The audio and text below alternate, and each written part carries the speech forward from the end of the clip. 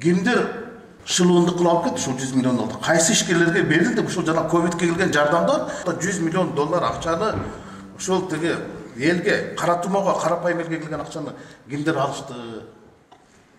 Барбы сизде ушул маалымат? Рыскел Семенович, мен жооп берүүгө аракет кылсам, бул баягы эсиңиздерде жайында 5 өкмөттү көрдүк. Келгенде Сариев, Жээнбеков, Исаков, Абылгазиев, Боронов. 5 жылда 5 өкмөттү көрдүк, туурабы? 5-өттен убадасын уктук, анан убарасын уктук. Пландар менен келет, жегенде пландар менен келет. Жок да. Жок, жылда эле жомок. Жылда эле жомок. Планды аткарабыз, этең эле чыгат деп.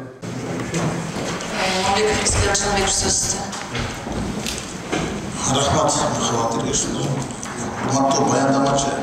Бул эми 2020 жыл боюнча берейин да эмес сизге биринчи. Анан 2020 жылдан кийин өтөбүз. 2020га биз капиталжайга 2-4 миллиард бөлүп бердик. Азыр канча көйдү алар?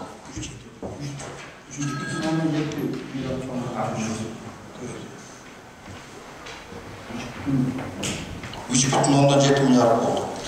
Жок, 2 миллиард бекитип бергенбиз, а силер фактически 1 миллиард 426 миллион кошулду, туурабы?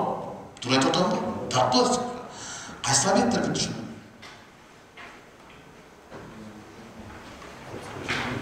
3 миллиард 426 миллионго эмне бүтүрдүңөр бул? Ковид болгондо. так, эгерде тагы айтып кетсем, Острого 1 миллиард 200 бул соц объектилер, атасыктары ремонтко 87,4 миллион сом кеткен. ДЖГСин жана водоснабжениесине 350 миллион сом. Департамент развития питьевого водоснабжения 150 миллион сом. Дорожное хозяйство Министерства транспорта 738 миллион сом. Агентство водных ресурсов 400 миллион сом. Ирригация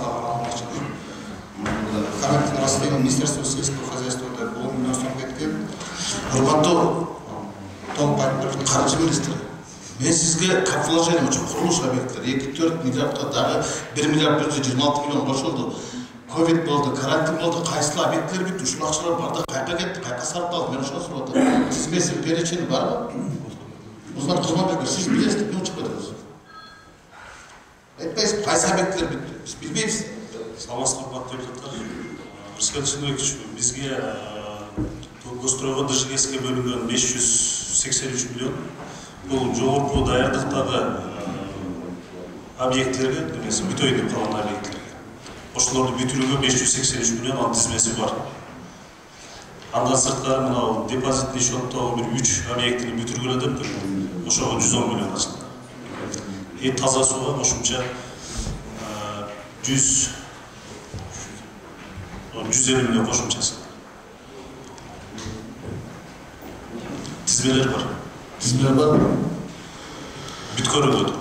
Мен ишенбей атам ушул быйылкы жылы ушул курулуштар бүткөндө быйыл больницада башка иштеге жоксуга. 240 миллионго кошумча маалымат айтмасам да Рыскел.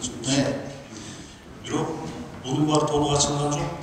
Бүгүнкү күндө биз каржылоонун 69% каржыланды. 69%. 69% каржыланды. Демек толук каржыланды. Жок, токтогон. Көрдүңөрбү ушу жазып келген бюджетиңерде өзүңөр билбейсиңер да цифралар. Буякта 2020-да өзгөртүүгө киргизгенде силер ушуну көргөзүп атасыздар. 1 миллиард 426 миллион да кошумча капиталжайга деп. А бирок перечендерди бербей атасыңар. Тимират 240 миллионго коюп кетти эмнеге? Каржы министрлиги. Буга даяр эмес эскерс. Кийинки суроо. Тышкы карыз боюнча быйылкы жылы тышкы карыз 32 миллиард беле төлөнө турган акча. Аны 17 миллиард 500 миллиону бул тышкы карыз, 14 миллиону ички карыз, туурабы? 14 миллиард атат. Туура айтатамбы? Туура айтасыз. Эмне үчүн ушул ички карыз, эмне болгон карыз? Бул качан алынган, эмне болгон карыз айтып бериңизчи. Мисалы мен алдым Куатбек Бороновду сентябрь айында берген маалыматын алдым да, январь август айларында 2020 жылда тышкы карызды тейлөө максатында 20 миллиард 40 миллион сом акча чыгымдалган, анын 14 миллиарды тышкы, Жоқ, өзі қарыз 5 миллиард пайыздық көтеріліс. На выплату по внешнему долгу выдали 8 миллиардов 852 миллиона сомов, а вот на погашение внутренних потратили 11 миллиардов 188,3 миллиона. Емне олған ешке қарыз. Қайдан алғанбыз, қандай критериймен алғанбыз, қаяқтан алғанбыз? Жаңағы сіз екінші сұрақ осыны сөз кеттіңіз, стимулант көбейген жоқ, азайды да? Азайды 200 мың. Анкен ал жерде жаңа қозғалыққадан болған немелерді, объектілерді біз ошо азайды. Бірақ бүгінгі біз ошо астырысқа ресурстарды қаратыз, полностью стимулантты толығыменен жауап бермеді. Екінші сұрағыңыз бойынша, Мақтауырыс Келісімович, шын айтқанда баяғы обслуживание келгенде сыртқы қарыз менен ішкі қарыздың почти 50-50% болып қалады да. Анткени біз ішкі қарызды алғанда біріншіден қысқа мөөнөткө алып атабыз. Екіншіден ошо билесиз биздин ішкі қысқа мөөнөттөн алып атасыңар, кимдерден алып атасыңар, кандай пайыздык көлөмүн алып атасыңар. Біз өзүбүздүн ішкі қарызды төлөөгө 11 миллиард 188 миллион 8 айдын ичинде ошону берип атабыз. Кимден алганбыз, кандай критерий менен алганбыз, кандай үстөк менен алганбыз? Билсин да. Ооба, бул биздики немада ички карыздарды алганда бул кыска деп атпаймынбы, жанагы 6 ай, 3 ай, анан орто мөөнөттүү, анан кыска мөөнөттүү деп бөлүнөт да. Буларды алганда биз банктардан алабыз да, коммерческий банктан, андан сырткары жанагы соцфонддон, институттардан алабыз.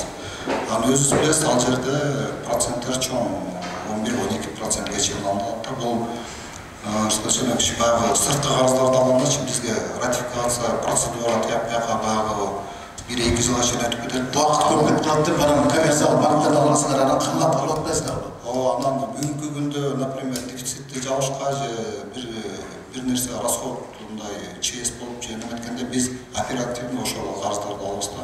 Бирок эмне жылкы, кийинки жылдардан баштап биз ошолорду азайталы деп атабыз да. Эми айра жоктун түшүндүм, айра жоктон алып атасың. Эми ошо эл билиш керек да. Эл өкмөт коммерциялык банктардан кыска мөөнөттөгү кредиттерди чоң үстөк менен алат. Мына өкмөттүн банкрот болуп аткан, дефицитин болуп. Экинчи, мындай да, бул алганда биз доллар менен алып, доллар менен төлөп атпайбыз. Банктарга да турабы? Эгер азыр былтыркы кыска мөөнөттү алган болсоңор 69 курс менен алган болсоңор, азыр 85 менен төлөйсүңөр. Алар азыр албайт да силер менен 69 курс. Ошо кошумча айырманы кантип төлөйсүз? Айырмасы канча болуп кетет? Азыр бүгүн 85. Туурабы? Мисалы кое турсуңар 85 курс мүмкүн 100ге чыгыш мүмкүн. 2021-де биз 35 миллиард тышкы карызды төлөшүбүз керек, туурабы? Төлөшүбүз керек. Курс көтөрүп кетсе кантебиз? Биз кредиттерди убагында 20-дан болчу курсу, 30-дан болчу, 40-тан болчу. Азыр биз 4 есе 5 есе өтүп турабыз. Алар кайсы булактардан карайсыңар? Сөзүнөкчү азыр мына бюджетти чын айтканда сиздерге кирип атканда бир ай мурун 80 сом менен эсептегенбиз. 80 сом менен эсептеген. Бүгүн 85. Бүгүн 85 сом болду. Бирок ошондой көп суроо болот да, карыздарды процент алганда ушундай азыр неме турабыз. Бирок ушундай учурда караш керек. Бизге кирип аткан ошо инвестициялар, берки алып аткан акчалар тоже ошол моментте ошол курс менен келет да. Ошондо бизде мындай баланс чыгып да. Кээ бир жерде болот, например, кээ бир жерде 1 миллиард, 2 миллиардга чейин наоборот биз плюска кетип калабыз да ошо немеденчи, курсовой разницаданчы. Мындай жалпы караганда, конечно, сиз айтып аткан внешний долгду неметкенде, анда минуска кетебиз. Мындай балансировать этип сайдан чыгарганда кээ бир жерде бизде плюска чыгабыз да. Мындай баланс алып турат өзүчө. Киреше жагы да, чыгаша жагы караганда ошондой. Кыялбек Берекович, 2021 бюджетинде мен ушуларды көргөн жокмун. Мисалы айтып атасыңар, 2020 жылдын бюджетинде 35 миллиард 349 миллион бул тышкы карызды төлөө боюнча. Анан 25 миллиард 821 миллион сомдо бул негизги сумма. Ал 9 миллиард бул процент болот. Көрдүңүздөрбү? 9 миллиард биз үстөк төлөп атабыз. Эмне деген акча? Биз капиталга бир жылдан чыгып жүрбөйбүз. Коммерциялык банктардын барып айтып атабыз. Көмүскө экономиканын көлөмү 44%га чыкты. Бул деген 100дөн ашык. 100 миллиарддан жакын сом акча бюджетке түшпөйт дегенди билдирет да. Же болбосо өкмөткө эмес чөнтөккө чөт дегенди билдирет. Азыркы өкмөт силер конституция менен күрөшпөй, коррупция менен күрөшүшүңөр керек да. Албетте, бул эми сиздерге тиешеси жок да, сиздер жаңы өкмөтсүңөр, бирок мен карап көрдүм да, 2020 өзгөртүүлөрдү алып келатсыңар. Бажы боюнча азыркы 9 айлык боюнча, салык боюнча планга жетиштиби? Бүгүндө ошо 9,2 миллиардка ошо план аткарылып атат да. Калып атат, жетпей калат. Калып атат.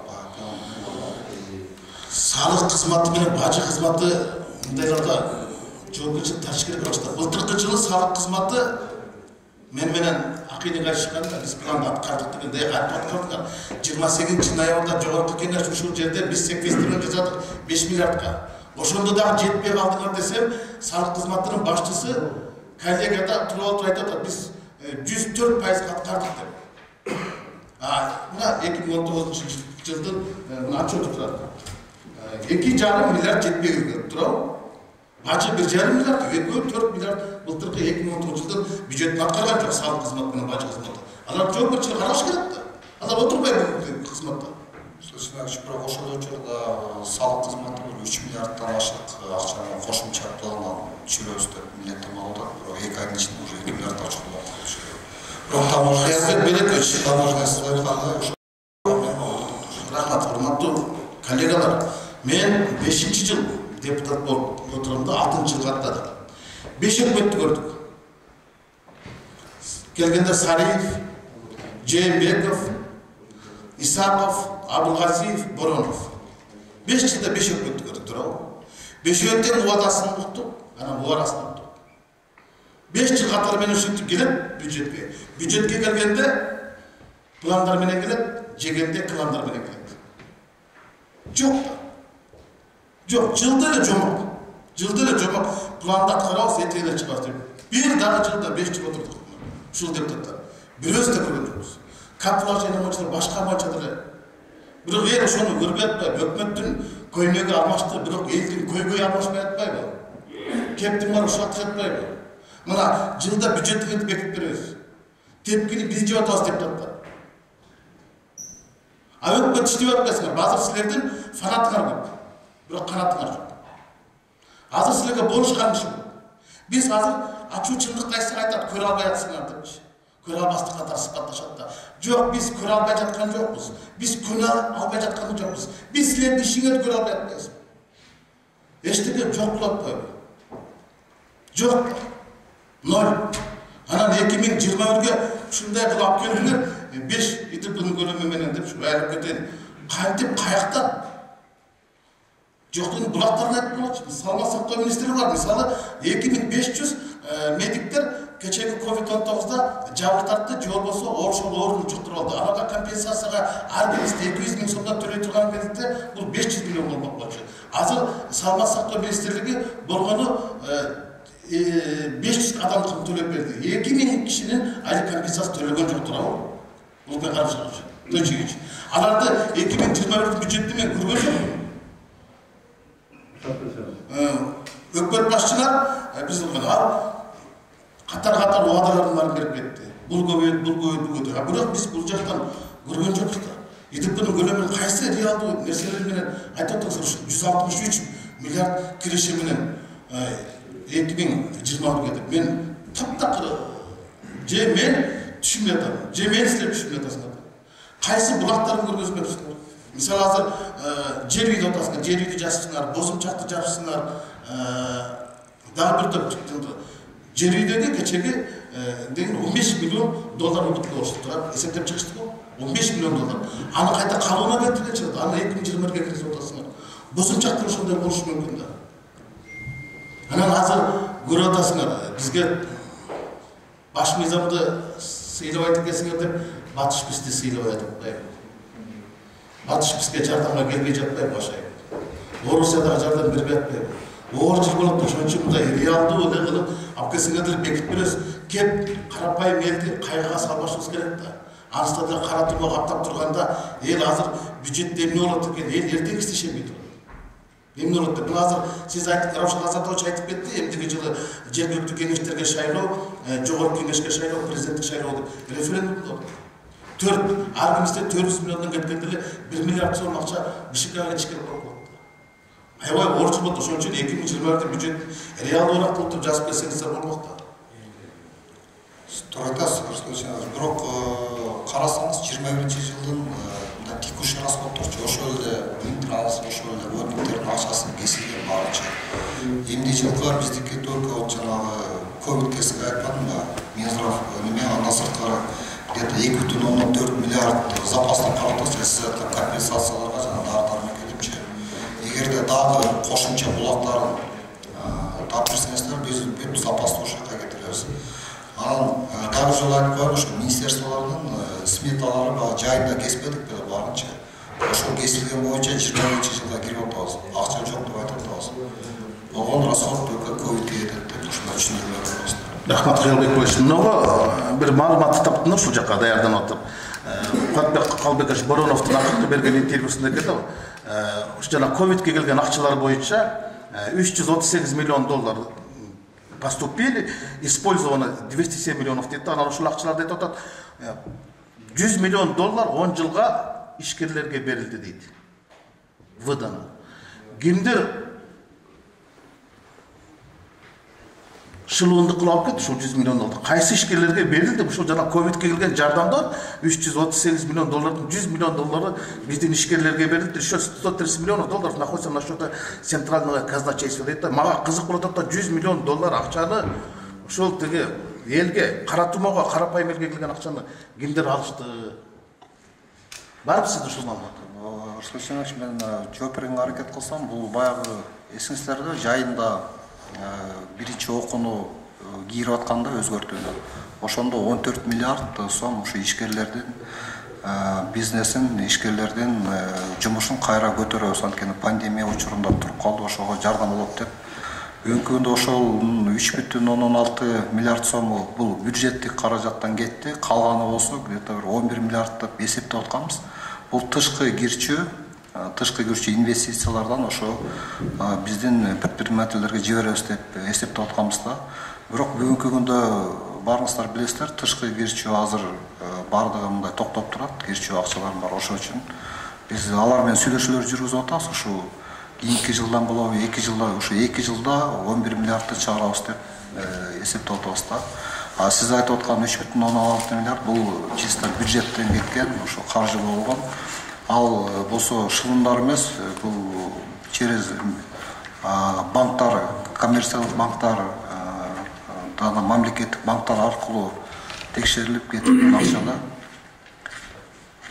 Жок, ишкерлерге берилди 100 миллион доллар 10 жылдык мөөнөтпен деп атпайбы?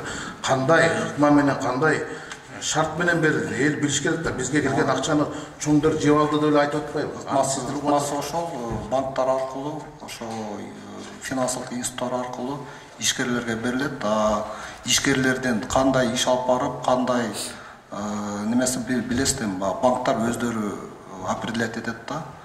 Залогтору болуш керек, алардын черный списокто болбош керек, кандай иш алып барыш керек, ошону банктар определять эткен. Курулуш агенттигинин статкачысы Бөрүбаев биздин комитетке жазыптыр да. Сиздин статкачыңыз жазыптыр да.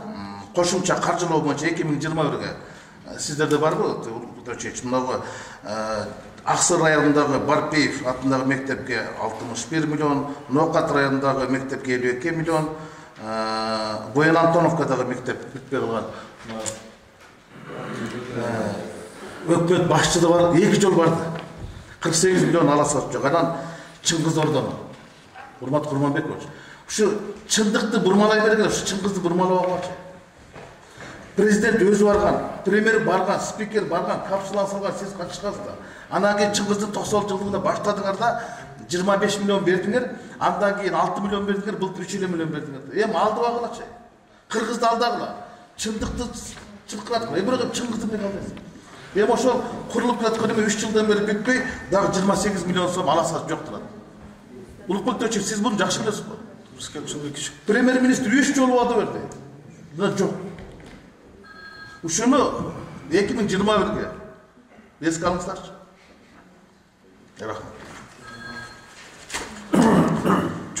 Рахмат. Кыска жооп берсеңиз, кыска. Бул ошо көптөн бери курулуп келаткан долгострой объектилер ошонун 2021-ге деп действительно суранып атабыз. Чыңгызордо Воен Антоновка боюнча. Воен Антоновка мен көчүп келгенде мектеп башталган. Бүтүрүп койсок, Төрөлгөн балдар мектеп барып калды. 8 жыл болду. Айлыгы чыгып. бүт долгостройлор ошо. Ал убакта премьер-министрдин мектебин бүтүрдүңөр айдындагы, спикердин айдындагы мектебин битирдиңер турабы? Спикердики канча 8 айда бүтүрдүңөр, премьердикин 6 айда бүтүрдүңөр. А эмне үчүн силер ушуну кыласыңар? Тандап. Же кошомат кылыш керек. Болбойт андай. Воен Антоновкадан эч ким жооп атпайбы? 8 жылдан бери. А спикер менен премьердики 8 айда бүтүрдү. Бул болбойт. Рахмат.